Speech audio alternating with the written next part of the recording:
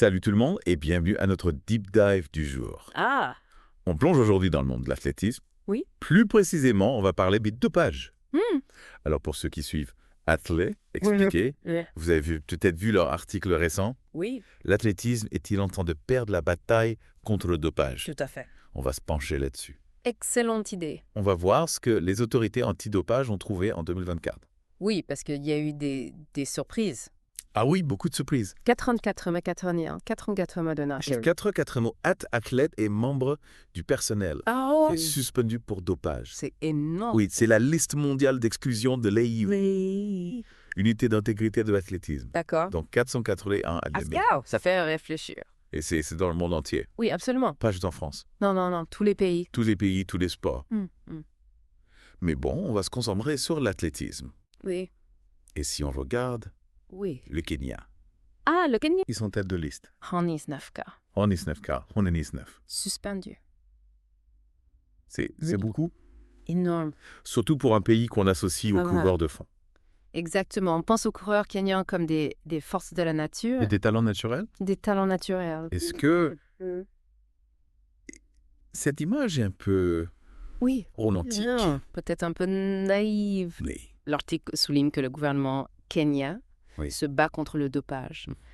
Mais le problème persiste. Mhm. Alors, est-ce que c'est un manque de ressources Possible. ou est-ce que c'est La pression. Ingaris? Oui, la pression de réussir. La course à pied, c'est une voie de sortie pour beaucoup de jeunes au Kenya. Ouais, ça peut être leur seule chance d'avoir une vie meilleure. Exactement. Et ça peut les pousser à prendre des risques. Des risques énormes. Oui. Et on peut parler aussi de l'influence des agents. Ah oui, les agences. Certains agents. Pas tous. Non, bien sûr. Mais Peut-être certains même. doutent de la situation. Ils poussent les athlètes à tout prix. À gagner à tout prix. Oui, même si ça veut dire. Se doper. Voilà. Donc, on a la pauvreté, Oui, la pression, oui. les agents. Un cocktail dangereux. Et puis, il y a les athlètes eux-mêmes. Oui, bien sûr. L'article met en avant 2 cas, Oui. Titus et Kiru. Ah oui, Ekiro. Un marathonien Un grand marathonien, suspendu 10 ans 10 ans, Pour dopage. et pour avoir essayé de falsifier des preuves. On suffit des preuves. Oui, incroyable. Incroyable. Il a tout perdu. Oui. Autre cas, Immaculate Anyango Akal. Kenyan, elle aussi. Oui, une jeune coureuse de cross-country. Son cas, c'est encore en cours d'investigation. Mais elle a été contrôlée positive à la testostérone Ah, et à l'EPO, l'EPO, l'érythropoïétine. pour nos auditeurs. Oui. C'est une hormone qui booste les globules rouges. Améliore l'oxygénation des muscles, Très populaire chez les coureurs de fond. mais dangereux. Très dangereux. Si elle est reconnue coupable, 4 ans de suspension. cassant, C'est énorme. sa carrière pourrait être finie. Oui, c'est possible. Ces 2 cas Il nous montre que le dopage est un problème grave. un problème mondial. D'ailleurs, l'article mentionne une augmentation de 15% des cas de dopage. Tous sports confondus. En 2024, C'est alarmant. c'est alarmant. Alors, comment on fait alors? Comment on lutte contre ça? C'est la grande question. On va explorer les solutions dans la prochaine partie. Avec plaisir. Bon, on va pas se mentir, la lutte contre le dopage, c'est un combat de tous les instants. L'article parle beaucoup de collaboration. Collaboration de dopage. Oui, entre les gouvernements, les fédérations sportives, les agences antidopage. Genre l'AIE. Yeah, La l'Agence mondiale antidopage. Il faut que tout le monde travaille ensemble. Exactement, il faut un front uni. Sinon, on n'y arrivera pas. C'est clair. Et puis, il faut aussi investir dans la recherche. La recherche chire. Oui, pour développer de nouvelles méthodes de détection. Parce que les tricheurs trouvent toujours de nouvelles astuces. Tout à fait, c'est une course contre la montre. Et on a parlé de technologie, Oui, il y a des choses très intéressantes qui se font. genre le suivi des biomarqueurs. Ah oui, c'est fascinant ça. C'est quoi ce juste? En gros, c'est comme un passeport biologique pour chaque athlète, Un passeport. qui retrace l'évolution de ses paramètres biologiques. Donc on surveille leur sang, leurs hormones. Oui. Et même leurs gènes. Waouh, c'est de la science-fiction. Presque, on peut détecter des variations suspectes. Qui pourrait indiquer un dopage. Exactement. Impressionnant. Et il y a aussi la spectrométrie de masse. Spectrométrie de masse. Une technique ultra précise pour identifier des traces de produits dopants. Donc on peut détecter des quantités infimes. Oui, même des traces minuscules. C'est fou. La technologie avance à grands pas. Mais c'est pas suffisant. Non, bien sûr. Il faut c'est de la prévention. Absolument. La prévention, c'est la clé. Sensibiliser les athlètes dès le plus jeune âge. Oui, leur expliquer les risques pour leur santé, leur carrière, l'image du sport. Le dopage n'est pas un raccourci vers la gloire. C'est un chemin dangereux. Il faut que tout le monde comprenne ça. Les athlètes, les entraîneurs, les parents, les médecins. Tout l'entourage? Oui, tout le monde doit être impliqué. On a parlé de la pression tout à l'heure. Mm. Les agents, les sponsors qui poussent les athlètes à la performance. Oui, c'est un problème.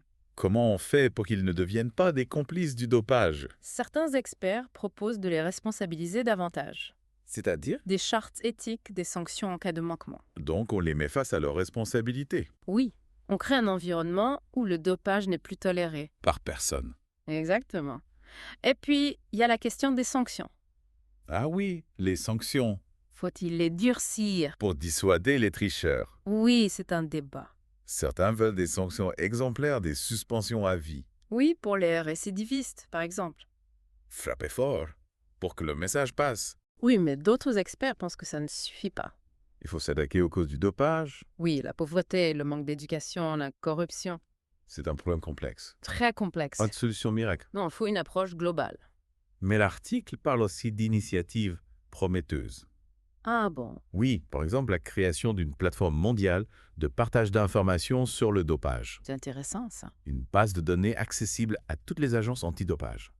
Avec les athlètes dopés, les produits interdits les méthodes de détection.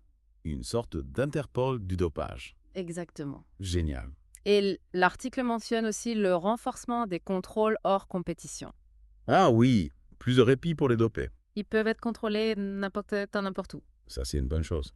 Oui, ça maintient la pression. Et puis, il y a la recherche sur les nouvelles formes de dopage. Le dopage génétique, le dopage technologique.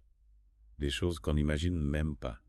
Oui, c'est un défi pour les scientifiques. Il faut toujours être à la pointe. La lutte contre le dopage, c'est une course sans fin. C'est clair.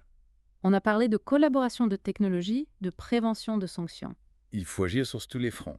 Et ne jamais baisser les bras. Exactement. Et avant de conclure, Oui. j'aimerais qu'on revienne sur le cas du Kenya. Ah oui, le Kenya. Ce pays qui nous fascine, Star sa culture de la course à pied. mais qui est confronté à une crise du dopage. Comment expliquer ce paradoxe? C'est la question qu'on va explorer dans la dernière partie de notre deep dive. Le Kenya, c'est vraiment un cas particulier. On a tous en tête ces images. Oui.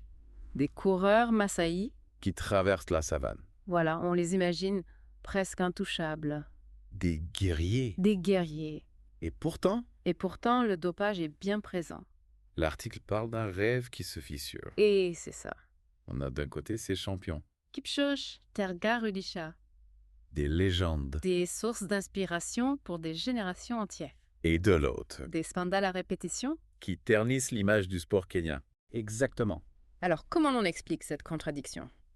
L'article met en avant plusieurs facteurs. La pauvreté. Oui, la pauvreté est un fléau au Kenya.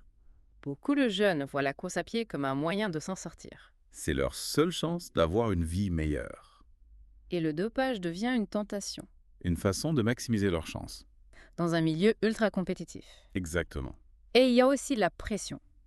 Oui, la pression de réussir la pression des agents. Les agents. Certains agents profitent de la situation. Ils poussent les athlètes à se doper. Pour obtenir des résultats. Pour gagner plus d'argent. C'est un cercle vicieux. Heureusement, l'article mentionne aussi des efforts. Des efforts pour. Oui, le gouvernement kenyan a mis en place des mesures pour lutter contre le dopage. Ah bon, Ils investissent dans la lutte antidopage. d'accord. Ils ont créé une agence nationale, des programmes de sensibilisation. C'est déjà ça. Mais c'est pas suffisant. Non, il faut aller plus loin. L'article parle d'une approche globale. Qu'est-ce que ça veut dire?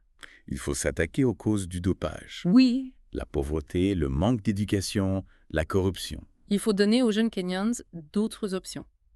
D'autres voies vers la réussite.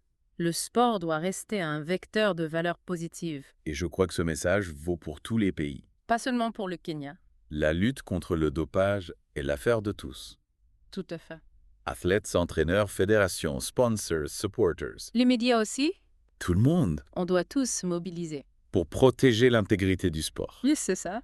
On ne peut pas se contenter de punir les tricheurs. Non. Il faut promouvoir une culture du sport propre. Basé sur l'effort, la persévérance, le respect. Exactement. Le sport, c'est une célébration du potentiel humain. Voilà une belle conclusion. Oui, Merci pour vos analyses. merci à vous. Chers auditeurs, on espère que ce deep dive vous a éclairé N'hésitez pas à consulter l'article d'Atley expliqué. et à nous faire part de vos réflexions. À bientôt pour un nouveau Deep Dive.